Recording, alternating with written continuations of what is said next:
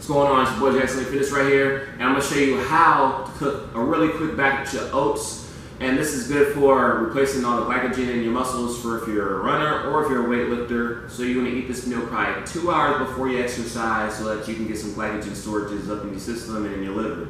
Alright, so stay tuned for this video. Alrighty, so you're going to need some ingredients. I'm using berries in mine, but you're going to need about a cup of oats.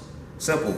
Toss it in your glass bowl preferably because it cooks better in glass in the microwave. I know people talk about microwave cooking, but whatever, we're going to cook in the microwave. So you got your oats, okay?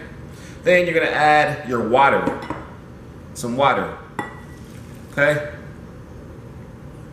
Then we're going to add some milk. Almond milk, preferably, okay?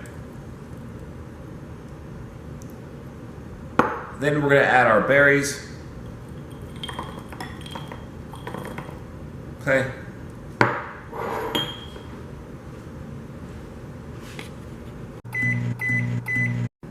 After 3 minutes, your oats are cooked. All right. And then we're going to add some cinnamon. And then I'm going to add some honey, okay? There we go. Quick oats done by your boy Jackson Fitness.